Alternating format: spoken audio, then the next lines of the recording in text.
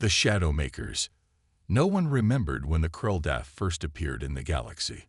They simply emerged from the void between spiral arms, their biomechanical ships resembling massive skeletal hands that reached out to grasp worlds. They didn't negotiate. They didn't warn. They consumed. First came the harvest ships, enormous vessels that would position themselves above planets and deploy extraction beams. Torrents of energy that literally pulled resources from planetary crusts. Rare minerals vanished into their holds as continents collapsed. Oceans boiled away as they extracted deuterium. And the native species, the Kreldath, had a simple approach: assimilation or eradication. "They've taken Proxima Centauri IV," Admiral Hassan said, his hologram flickering in the dimly lit war room. "New Eden is gone. 3 million colonists. No survivors." The assembled Joint Chiefs of United Earth sat in stunned silence. General Amala Patel slammed her fist on the obsidian table. "That's the third colony in a month. What the hell are we supposed to do against these things? Our best warships might as well be throwing rocks." The latest footage played in the center of the room, a Kreldath dreadnought, its 15-kilometer length dwarfing the human battle group, simply absorbing the combined firepower of 7 battleships. Then came the retaliation, a pulse of crimson energy that seemed to bend reality itself, reducing the human vessels to atomic particles. "The Archon defense system failed," Hassan continued. "They adapted to our shield technology in minutes." "What about the Pandora Protocol?" asked a voice from the shadows. All heads turned toward the corner where Director Nakamura of Special Projects Division stood. He was rarely seen in these meetings, and his presence alone suggested desperation. "The weapon isn't ready," Hassan replied. "The ship is," Nakamura countered. "The pilot is. We're out of options, and we're out of time." Admiral Hassan stared at the tactical map, watching as the Kreldath invasion fleet pushed inexorably toward Sol. He finally nodded. "Activate Shadowfall." Deep beneath the lunar surface, in a construction facility that officially didn't exist, Captain Ilara Quinn stood before the sleek black hull of humanity's last hope. Shadowfall wasn't large by warship standards, barely 300 meters from bow to stern, but it wasn't size that made it special. The vessel represented the pinnacle of human ingenuity, desperation, and ethical compromise. "She's ready, Captain," Chief Engineer Takumi said, wiping grease from his hands. "Though I still think we needed another month of testing." "The Kreldath aren't giving us another month," Ilara replied. "What's the status on the core?" "The quantum darkness engine is stable, for now. We've managed to contain the negative energy field, but I've never seen readings like these. It's like we're punching a hole in reality itself." Ilara placed her hand on the cool obsidian-like hull. It felt alive somehow, vibrating with potential energy. The material, a carbon nanotube weave infused with exotic particles, was designed to absorb rather than reflect energy. In the right light, it seemed to drink in photons, creating an aura of darkness around the ship. "And the Shadow Protocol?" she asked. Takumi hesitated. "It works. God help us, it works. But the neural integration is intense. The test pilots." "I know what happened to the test pilots," Ilara cut him off. "I volunteered anyway." The ship wasn't just revolutionary in its technology. The neural interface would connect Ilara directly to the vessel's systems, turning Shadowfall into an extension of her consciousness. The ship would react to her thoughts faster than any manual control could allow. It would also, according to the medical team, eventually kill her. "Your crew is waiting aboard," Takumi said. "They know this is likely a one-way mission." "It's a one-way mission for all of humanity if we fail," Ilara replied. The Kreldath had established a forward operating position at Jupiter's L4 point.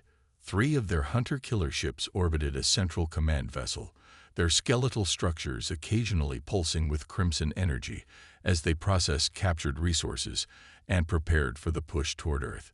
"They haven't detected us," Lieutenant Marcus Chen whispered, as if the enemy might somehow hear him through the vacuum of space. He monitored the tactical display from his station on Shadowfall's minimalist bridge. "They can't detect us," Ilara corrected.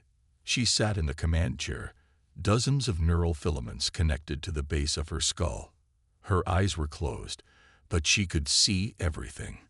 The ship was her body now. She felt the gentle tug of Jupiter's gravity, sensed the radiation washing over her hull, detected the energy signatures of the Krell-Dath vessels. "The quantum darkness field is operating at 94% efficiency," reported Dr. Imani Okafor, the quantum physicist who had helped develop the revolutionary technology. "We're literally bending light around us. To their sensors, we're nothing but background radiation." Ilara felt a chill as she extended her perception further. Through Shadowfall's advanced sensors, she could almost touch the alien consciousness controlling the enemy ships. It was vast, cold, and utterly inhuman, a hive mind that regarded individual lives as cells to be sacrificed for the collective. "They're communicating," she said. "I can feel their thoughts. Not words exactly, but intentions. They're excited. They consider Earth a rich feeding ground." "How can you possibly know that?" Chen asked. "The neural interface is functioning beyond expected parameters," Dr. Okafor observed, studying her monitors with a mixture of scientific fascination and horror. "Captain Quinn is experiencing sympathetic quantum entanglement with the Krell-Dath communication network." "In English, Doctor," Chen demanded. "She's reading their damn minds," growled Lieutenant Commander Jackson, the weapons officer. His fingers hovered over the firing controls. "Can we kill these bastards now, Captain?" Ilara opened her eyes, which now seemed to contain flecks of the same darkness that coated Shadowfall's hull. "Not yet. We need to understand their coordination first. If we're right about their hive structure, taking out the command ship should disrupt the entire fleet." She guided Shadowfall closer, moving through the Krell-Dath formation like a ghost. The enemy vessels continued their preparations, oblivious to the human predator in their midst. "Weapons hot," Ilara ordered. "Prepare the phase disruptors." The phase disruptors were another experimental technology, weapons designed not to destroy matter, but to shift it partially out of phase with normal spacetime. The theory was that the Krell-Dath's adaptive defenses couldn't counter an attack that didn't technically happen in their dimensional reference frame. "Target locked on the command ship," Jackson confirmed. "Ready on your order." Ilara hesitated, feeling something through the neural interface. A shift in the enemy's attention, a ripple of, was that concern? "They sense something," she warned. "Fire now." Shadowfall's phase disruptors released pulses of energy that appeared as distortions rather than beams, ripples in the fabric of space that traveled with impossible speed toward the Krell-Dath command vessel. The alien ship's defenses flared, trying to counter a conventional attack, but the phase-shifted energy passed through their shields as if they weren't there. The result was spectacular and terrifying. Where the phase disruption touched the biomechanical structure of the Krell-Dath ship, matter simply ceased to exist in normal space. Massive chunks of the vessel seemed to evaporate, leaving behind perfectly smooth cross-sections where solid matter had once been. The command ship didn't explode.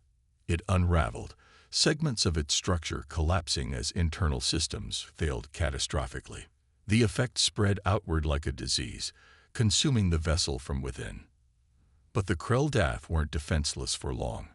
The three hunter-killer ships immediately pivoted toward Shadowfall's position, somehow sensing the source of the attack despite the quantum darkness field. "They've adapted already," Chen shouted. "How is that possible?" "Evasive maneuvers," Ilara commanded, though she was already executing the thought before the words left her mouth. Shadowfall responded instantly, accelerating with G-forces that would have crushed the crew if not for the inertial dampening systems. Red energy lanced through space where they had been moments before. Ilara felt the heat of it against Shadowfall's hull, felt it as if it were her own skin burning. "Counter-attack pattern Delta," she ordered, guiding the ship into a complex spiral that brought them underneath the nearest hunter-killer. "Fire plasma lances, full spread. Shadowfall's secondary weapons, more conventional than the phase disruptors, but still devastatingly powerful, stabbed upward into the Krell-Dath vessel's vulnerable underside. The alien ship shuddered, leaking atmosphere and what appeared to be thick, reddish fluids from a dozen wounds. Their adaptive defense is focusing on the phase disruption technology, Dr. Okafor reported. Conventional weapons are still effective. For now. The wounded hunter-killer attempted to withdraw, but Ilara wasn't about to let prey escape. She pushed Shadowfall harder, feeling the engines straining through the neural interface. They curved around for another attack run. Phase disruptors recharge. "Captain, your neural readings are spiking," Dr. Okafor warned. "The interface is drawing too much from your central nervous system." Ilara ignored her. She could feel the Krell-Dath now, their confusion, their fear. They had never encountered resistance like this. They had never known what it was to be hunted. "Fire everything," she ordered. Shadowfall unleashed its full arsenal. Phase disruptors, plasma lances, kinetic penetrators, all struck the wounded hunter-killer simultaneously. The alien vessel convulsed once before breaking apart, its structural integrity failing catastrophically. But the victory was short-lived. The remaining two hunter-killers coordinated their attack, catching Shadowfall in a crossfire of crimson energy beams. The ship's quantum darkness field absorbed much of the energy, but not all of it. Ilara screamed as systems overloaded. Through the neural interface, she felt every hit as if it were striking her own body. Warning lights flashed across the bridge as the darkness field fluctuated. Field integrity at 62% and dropping, Dr. Okafor reported. "One more direct hit and we're visible. Then let's not get hit again." Ilara snarled through gritted teeth. She pushed Shadowfall into a maneuver that defied conventional physics, the quantum engines allowing the ship to effectively occupy two positions at once for a split second. The Krell-Dath weapons fired at where Shadowfall appeared to be, missing entirely as the human vessel reappeared behind one of the hunter-killers. "Quantum torpedoes," Ilara ordered. "Full spread." The weapons, designed specifically to counter the Krell-Dath's adaptive defenses by shifting through multiple quantum states simultaneously, launched from Shadowfall's forward base. They streaked toward the alien vessel, phasing in and out of reality until the moment of impact. The hunter-killer disappeared in a blinding flash as its power core breached. The explosion temporarily overwhelmed Shadowfall's sensors, but when they cleared, only one enemy vessel remained. And it was retreating. "They're running," Chen said, disbelief in his voice. "The Krell-Dath are actually running." "Let them," Ilara said, blood trickling from her nose as the neural interface strained her brain. "Let them tell the others what happened here. Let them spread the word that humanity has teeth." As the final hunter-killer accelerated away, broadcasting what could only be warning signals to the main Krell-Dath fleet, Ilara allowed herself a small smile. For the first time since these cosmic predators had appeared, they knew fear. The hunt had begun, breaking the unbroken. The Krell-Dath had never needed a word for defeat until they encountered humanity. In the grand chamber of the dominant Nexus, a massive space station that served as the collective's command center, the Overmins gathered to process this unprecedented development.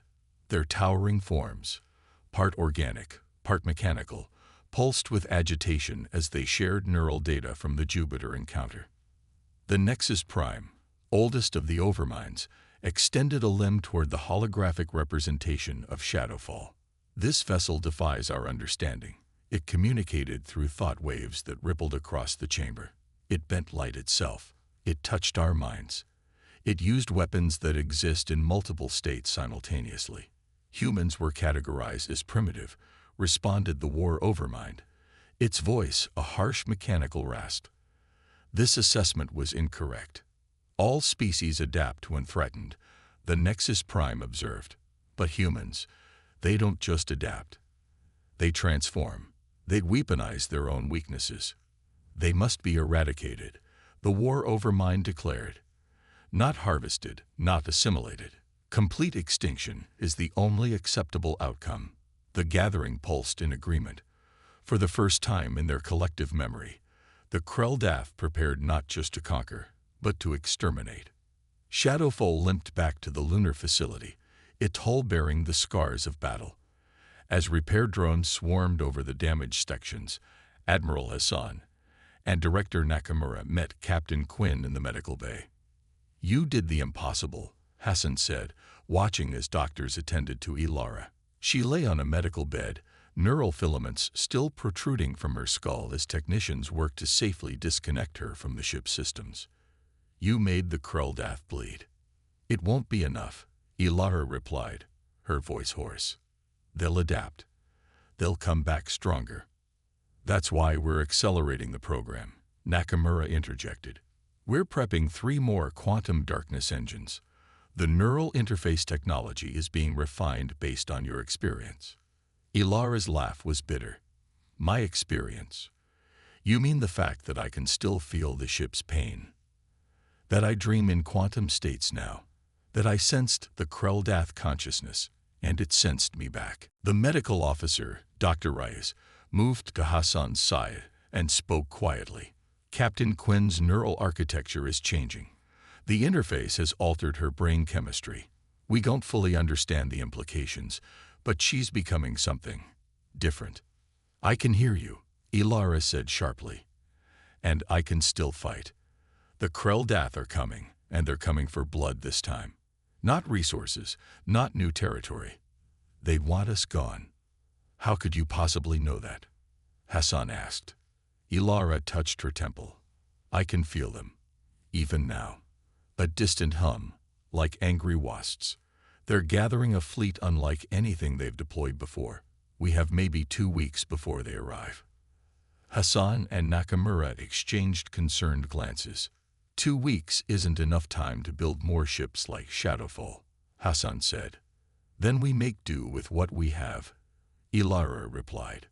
"1 ship, 1 chance, but I need full authority and access to every weapon in Earth's arsenal." "You're proposing a suicide mission," Nakamura observed. Ilara's eyes, now permanently flecked with quantum darkness, met his.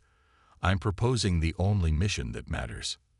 The next 12 days were a blur of preparation. Shadowfall's damaged systems were repaired and enhanced.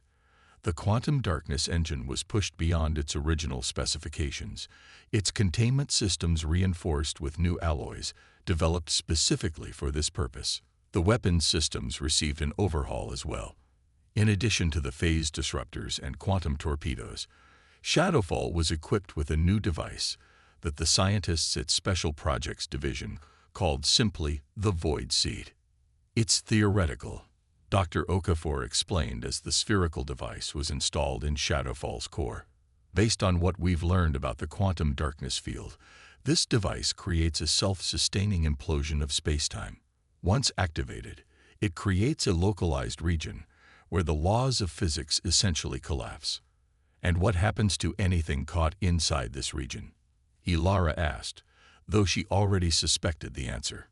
"It ceases to exist in our universe," Dr. Okafor replied quietly. "Perhaps transferred to another dimension. Perhaps simply gone. We don't know." "How large a region are we talking about?"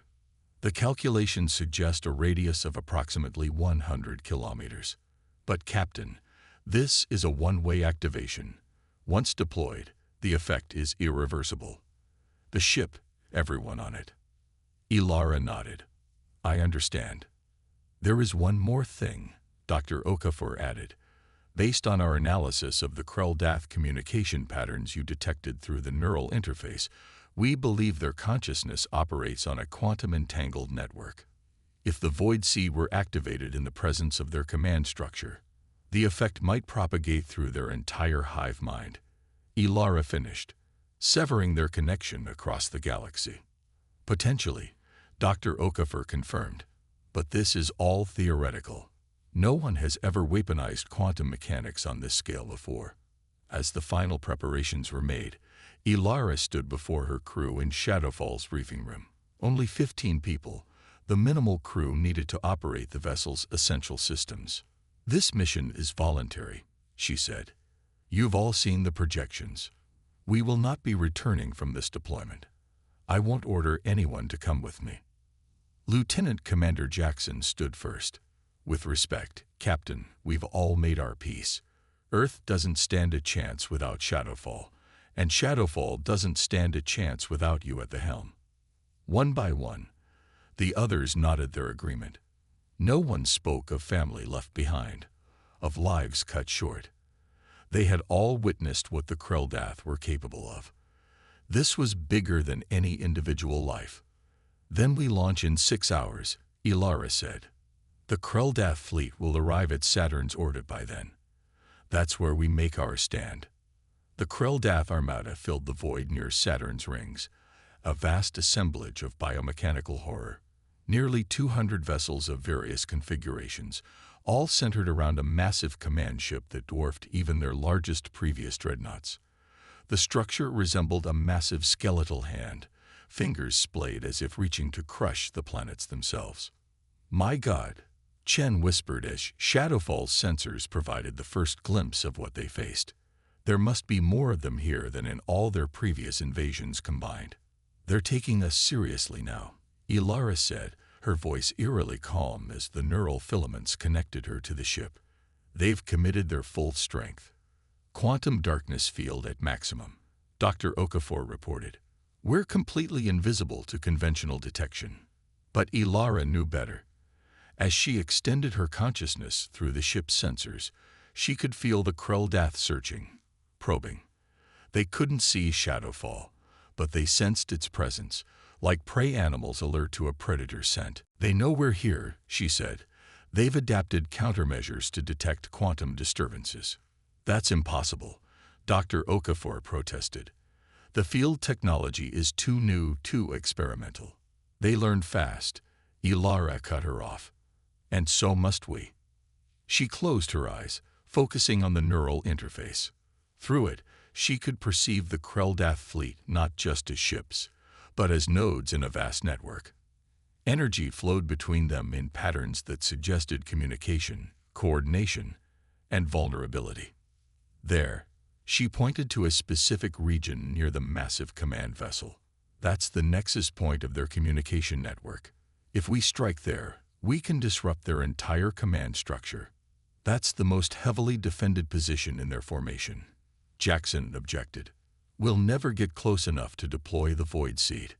"We will," Ilara said with certainty, "because we're going to give them something else to worry about first." She guided Shadowfall toward the outer edges of the Kreldath formation, targeting what appeared to be supply vessels. The phase disruptors lashed out, catching the aliens completely by surprise. 3 of their smaller ships simply vanished, their matter partially shifted out of normal spacetime. The effect was immediate and chaotic. The Kreldath formation broke apart as vessels moved to respond to the attack. Energy weapons crisscrossed space, attempting to target the invisible aggressor. "They're searching with wide-spectrum energy pulses," Dr. Okafor warned. "The darkness field can't absorb all of it." "It doesn't need to," Ilara replied. "We just need to keep moving." Shadowfall danced through the enemy formation, striking and withdrawing with surgical precision. Each attack drew more of the Kreldath fleet away from the command vessel, creating the opening they needed. But the Kreldath were learning, adapting. Their energy weapons began to shift frequencies, occasionally connecting with Shadowfall's hull despite the darkness field. Ilara gasped as pain shot through her body, the neural interface translating the ship's damage into physical sensation. Blood leaked from her nose and ears as she pushed herself and the ship beyond designed limits. "Field integrity of 43%, Dr. Okafor reported, her voice tight with concern. "Captain, your neural patterns are becoming erratic. If we continue like this..." "We continue," Ilara said through gritted teeth. "Prepare the Void Seed for deployment." As they fought their way closer to the command vessel, the Kreldath defenses intensified. A new type of weapon. Something that fired projectiles that seemed to phase in and out of reality themselves. struck Shadowfall's port side, tearing through armor that should have been impenetrable. Direct hit, Chen shouted as emergency systems activated. We've lost the port maneuvering thrusters. Compensating, Ilara said, her voice disturbingly calm despite the blood now streaming from her eyes. Through the neural interface, she rerouted power, adjusted the quantum field to provide additional stability, essentially becoming the ship's missing systems. Captain, your body can't handle this level of neural load, Dr. Okafor warned. Your brain is literally burning itself out. Then let it burn, Ilara replied. Get me to that command ship.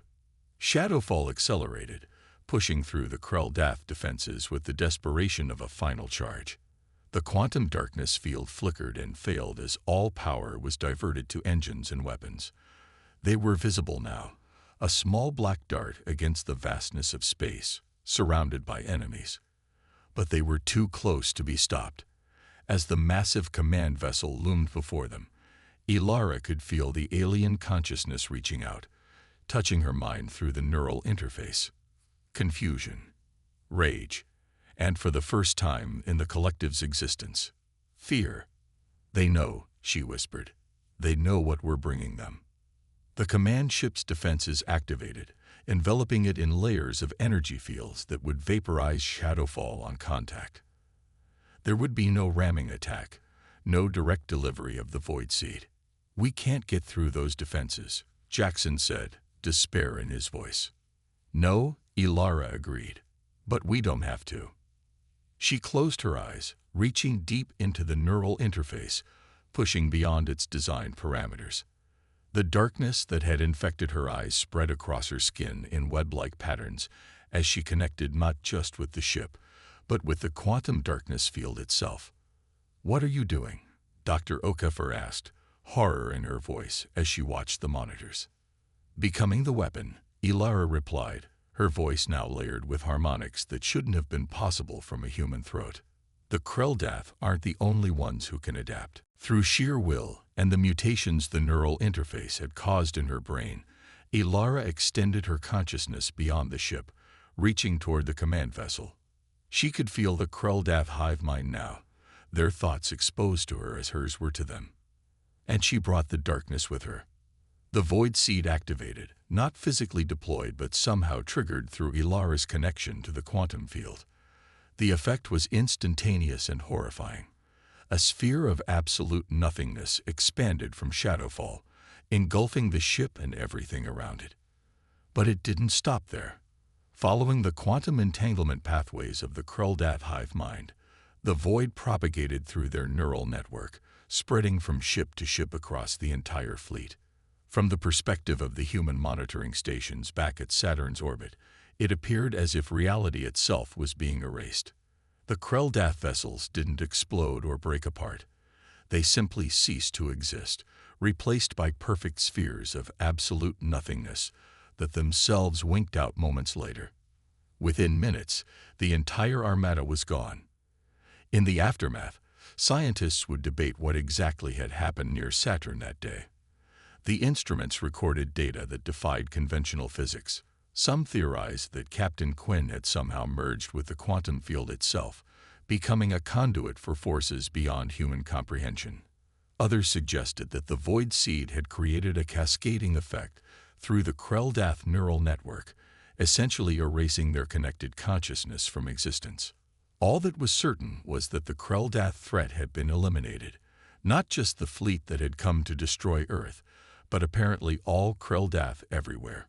Reports came in from across the galaxy. Their ships went dormant, their occupied territories suddenly abandoned. A vast predatory empire had been removed from the cosmos in a single moment. In the years that followed, humanity expanded outward, reclaiming lost colonies and establishing new ones. The technology recovered from studying the Krell-Dath remains advanced human civilization by centuries. The quantum darkness technology, deemed too dangerous after what happened at Saturn, was locked away in vaults deep beneath the lunar surface. And somewhere, in the spaces between thought and matter, in the quantum foam of reality itself, Something that had once been Captain Elara Quinn continued to watch over the species she had saved. Some said that on certain starships, during the quiet hours of night shifts when the void seemed to press close against the viewports, crew members would sometimes glimpse a reflection that wasn't their own, a woman with eyes that contained the darkness between stars, watching, protecting. The Krell had conquered worlds without mercy, until a lone human ship and its captain had brought darkness upon them. And in that darkness, humanity had found its light.